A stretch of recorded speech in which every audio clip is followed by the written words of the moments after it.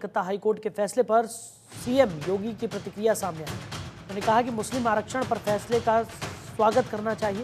ये फैसला स्वागत योग्य है। संविधान धर्म के आधार पर आरक्षण नहीं देता। उन्होंने कहा कि टीएमसी सरकार के फैसले को कलकत्ता हाईकोर्ट ने पलटा। धर्म के नाम पर भारत का विभाजन हुआ था। कलकत्ता हाईकोर्ट द्वारा मुस्लिम आरक्षण के मामले पर दिए गए फैसले पर सीएम योगी आदित्यनाथ ने प्रतिक्रिया दी है। सीएम ने कहा है कि हाईकोर्ट ने ओबीसी आरक्षण नहीं बल्कि मुस्लिम आरक्षण को लेकर जो अपना फैसला दिया है वो स्वागत योग्य है। राजनीतिक वेस्ट बंगाल की मुख्यमंत्री टीएमसी की सरकार ने राजनीतिक तुष्टीकरण की पराकाष्ठा पर चलते हुए सन 2010 में 118 मुस्लिम जातियों को जबरन ओबीसी में घुसेड़ करके उन्हें ये आरक्षण दिया था।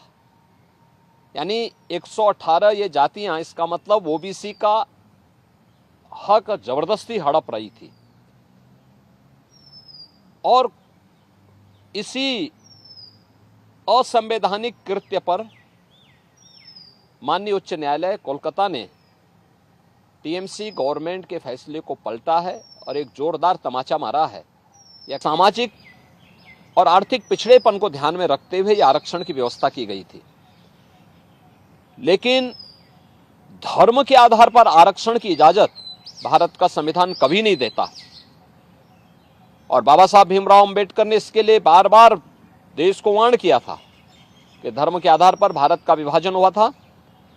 हमें फिर से कोई ऐसी स्थिति नहीं पैदा करनी चाहिए जो उस देश को विभाजन की ओर धकेले। और मुझे लगता है कि यह फैसला एक नजीर बनना चाहिए। यह फैसला जो कर्नाटक के अंदर कांग्रेस की सरकार ने ओबीसी के अधिकार पर इसी प्रकार की सेंधमारी करते हुए मुसलमानों को आरक्षण देने का काम किया है, और कांग्रेस की सरकार ने आंध्र प्रदेश के अंदर भी इस प्रकार की जो शरारत की थी